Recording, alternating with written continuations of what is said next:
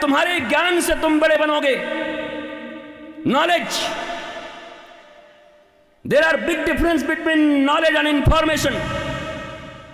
Google के ऊपर information है और गुरु के पास ज्ञान है।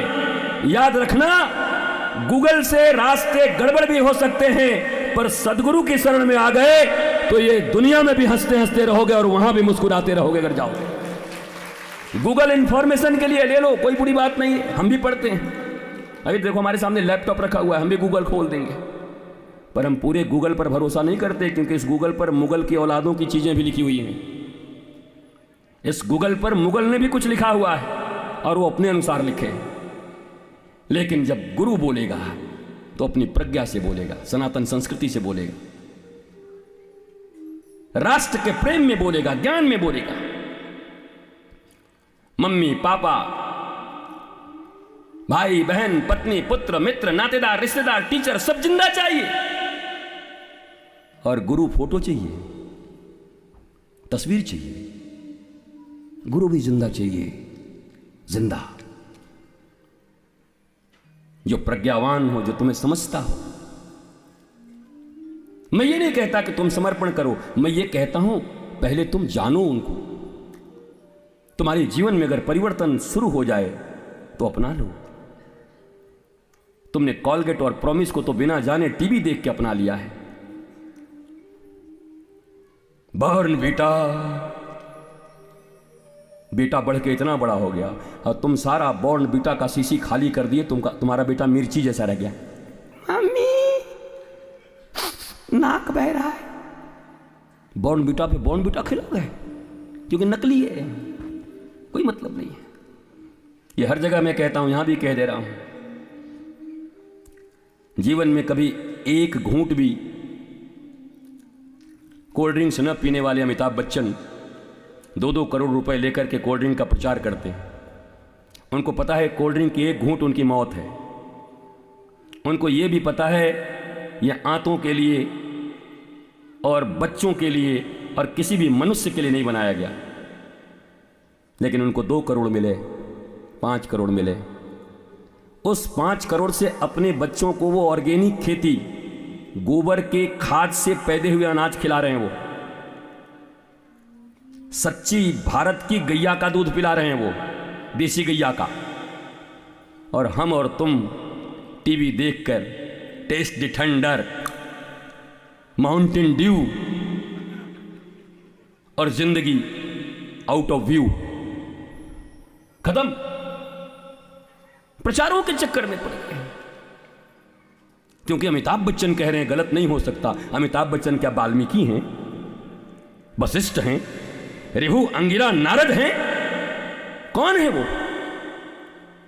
वो एक्टर हैं, एक्टिंग करने बहुत अच्छा आता है उनको, इसके लिए उनका सम्मान होना चाहिए। एक अच्छे कलाकार है। जब कुली बनते हैं तो कुली की तरह लगते हैं, इंस्पेक्टर बनते हैं तो इंस्पेक्टर की तरह लगते हैं, स्मगलर बनते हैं तो पक्का स्मगलर लगते हैं। लेकिन सब एक्टिंग करते हुए उन्हें याद रहता है। कुली भी बनते हैं तो ऐसा नहीं कि कुली बन गए और उसके बाद वो कह रहे हैं हे भगवान आज जया भादुड़ी को क्या खिलाएंगे, कैसे जया खाएगी। उसको पता है वो बिलियनियर आदमी है, करोड़पति अरबपति आदमी है, वो कुली का रोल कर रहे हैं। पर हमें एक बात समझ में नहीं आती, हम सब भी ईश्वर अंश जीव अविनाशी चेतन अमल सहज सुख राशि मम एवान से जीव लोके जीव भूत सनातन। भगवान कहते हैं ये सब बैठे हुए मेरी औलाद हैं, मेरी संतान है। हमें क्यों याद नहीं रहता कि हम भी भगवान के बच्चे हैं, सम्राट हैं। हम क्यों भिखारियों की तरह जी रहे हैं? हमें भी याद होना चाहिए कि हम उसकी संतान हैं। जैसे अमिताभ को याद रहता है कोई रियल अमिताभ है, भिखारी नहीं है, पिक्चर में भीख मांग रहा, एक्टिंग कर रहा। हम उसी में खो जाते हैं, रोने लगते हैं, परेशान हो जाते हैं। अगर याद हो कि मैं कृष्ण की संतान हूँ, मैं राधा रानी की संतान हूँ, जानकी की संतान हूँ, राम की संतान हूँ, इतना प्रबोध सिर्फ हो जाए, स्मरण हो जाए, याद रहे जिंदगी में, तो तुम्हारी जिंदगी के चाल चलन चरित्र अलग होंगे, तुम्हारी जिंदगी में मुस्कुराहटें अलग होंगी, तुम्हारा जिंदगी मौज में होगा। मेरे भाइयों, मेरी माताओं, जीवन में केवल मिथ्या प्रचारों के पीछे मत भागो, सत्य से परिचित हो। अज्ञानता में कुछ भी देख के कुछ भी कर रहे हो, नहीं वो लोग कर रहे थे तो हम भी कर रहे थे। तुम अंधे हो? पूरी लंका में बैठ करके रावण जो करता था विभीषण वो नहीं करते थे।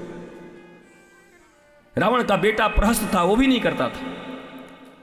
दुर्योधन का भाई विकर्ण था वो भी दुर्योधन की तरह नहीं करता था।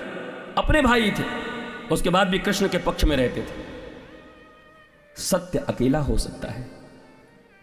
गांव से तुलना मत करो, परिवार से तुलना मत करो। मस्ती में तुम्हें रहनी है, आनंद में तुम्हें रहना है, खुश तुम्हें रहना है, खिलखिलाना तुम्हें है।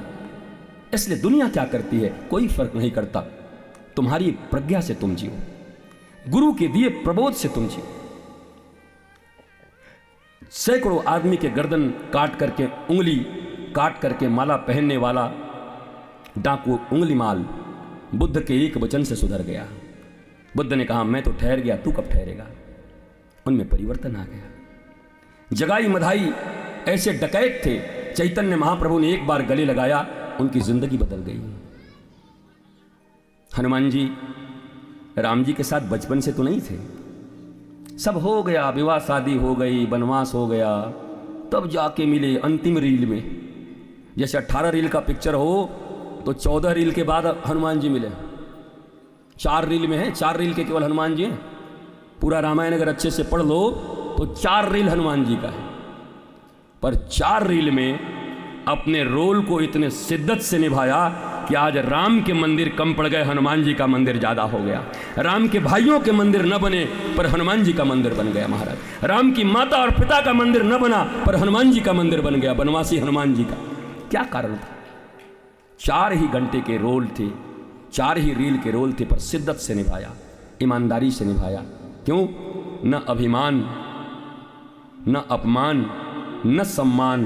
उनके जीवन का लक्ष्य केवल भगवान भगवान भगवान, श्री राम श्री राम श्री राम, नथिंग एल्स।